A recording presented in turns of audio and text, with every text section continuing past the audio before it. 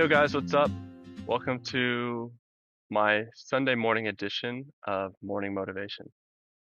So, a lot of us are going to die. So, we're all going to die eventually, right? I'm 27. I feel like that's pretty much 30. 30 is half of 60. And I think anything between 60 and 90 is a full life. Being anywhere from halfway to a third of the way through my life, I was reflecting the other morning about how I'm spending my time and how I might not necessarily be spending my time how I wish that I was. So I don't want to be doing what I'm currently doing on a typical workday, on a typical weekday, for the next 40 some odd years. That sounds like a terrible waste of a life. Doing something behind a desk at a computer because it makes me money, but I'm not necessarily the most passionate about it. Yeah, work is cool, work is great, it can be fun. I have nice coworkers, but like, I want to be outside. I want to be working with my hands. I want to be under the sun. I want to be working on my own homestead. I want to be sharing content with you all. I want to be growing and learning about the things that I'm passionate about learning and sharing those ideas with other people. And so I'm spending so much of my time at work, but I want to be doing something different. And so here I am exercising that and trying to do more of what I want to do. I am doing more of what I want to do, and I am succeeding at that. So um, I wanted to encourage you all as well to, with the finite life that you have, to consciously spend your days doing the things that you want to do. We all have things that we need to do that we don't always feel like doing, and they're important to do, but we all also waste time. We can waste less time doing things that we don't need to do by shifting our mindset.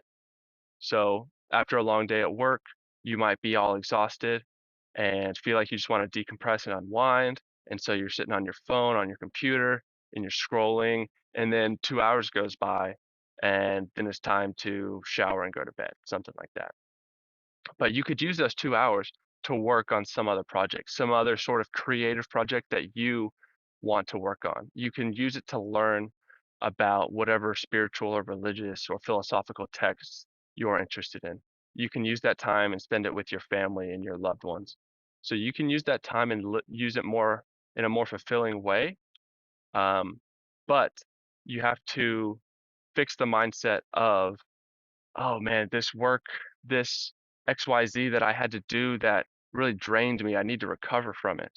No, no, you don't necessarily. If you don't believe that it is as taxing, then it won't be as taxing. If you believe that something is very challenging and that the stressor is too much for you to overcome and that you need to recuperate from it, then you will need more time to recuperate. But if you are more optimistic, if you consciously enjoy the things that you do, even if you don't feel like doing them, if you can rewire your brain to enjoy those things more, then you will need less time to recover.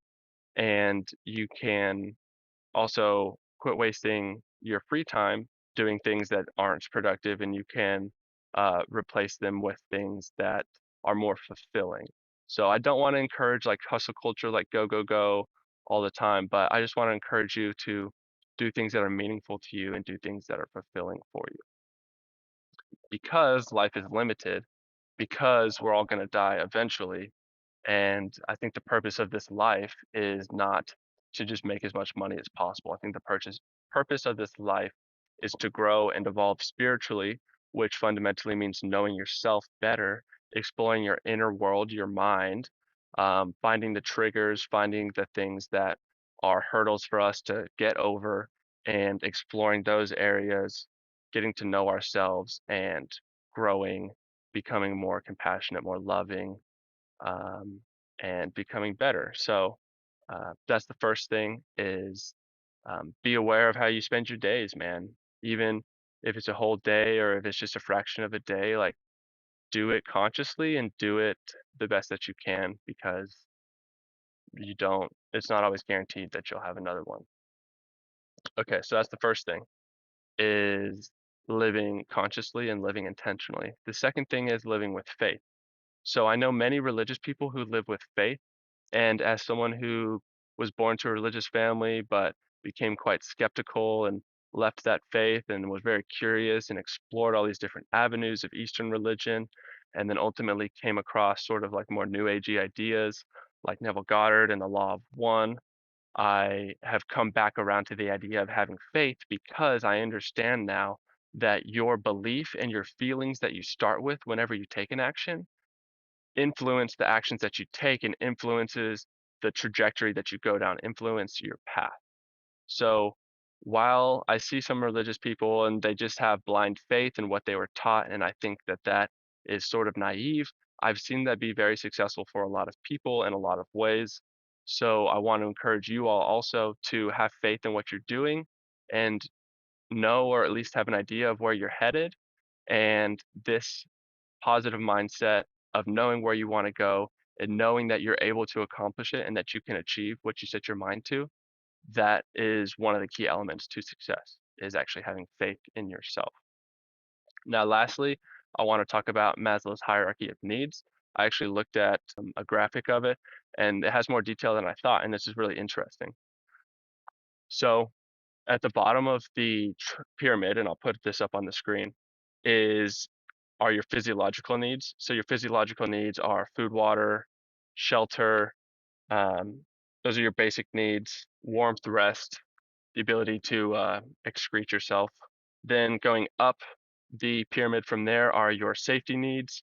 So security and safety, those are necessary in order for you to prosper. And those two encompass your basic needs. Then going up to the next level is your need for belonging and for love.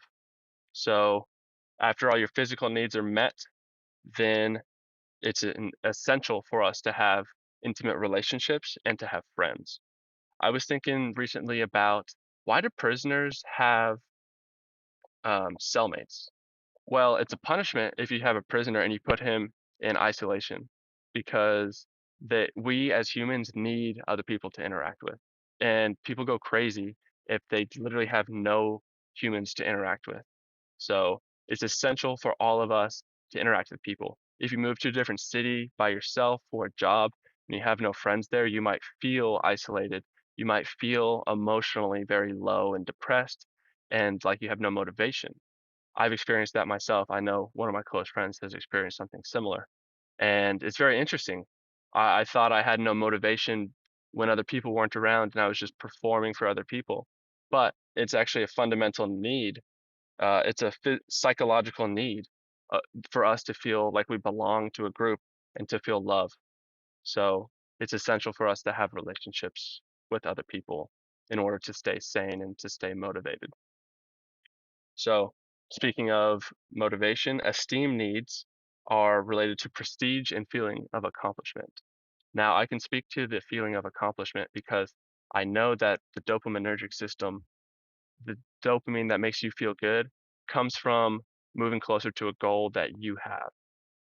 So this feeling of accomplishment is necessary in order to keep us motivated and tracking and moving closer to our goal. Because if we didn't have this feeling of accomplishment, we wouldn't be having dopamine, we would lose motivation. So it's essential for us also to have feelings of accomplishment. Tell somebody else good job when they do a good job, because it makes me feel good when someone tells me good job. So I try to reciprocate that love and generosity and motivation for other people whenever I'm on a team with them, whenever I'm working alongside them, or just whenever I see somebody do well. And lastly, and this is very interesting, is self-actualization. So self-actualization is achieving one's full potential, including creative activities, right? So this is self-fulfillment. I did not know this was at the top of Maslow's hierarchy of needs. I was looking at Maslow's hierarchy of needs, and this is why. Because I wanted to encourage you all to not make any drastic changes.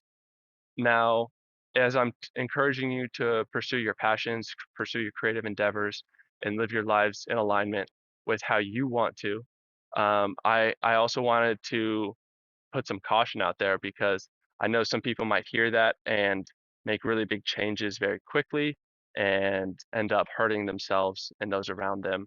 So I wanted to encourage you to, yes, while we use our imagination and we go within and we create the reality that we want in our minds, and that affects our actions, and we live from the place of being and having. We don't just make rash decisions to sell all of our stuff or start living like we're a millionaire when we're in fact not a millionaire yet. So um, be aware of these basic needs, build up from there while you work on the mental, while you work on the emotional, while you work on the imaginative.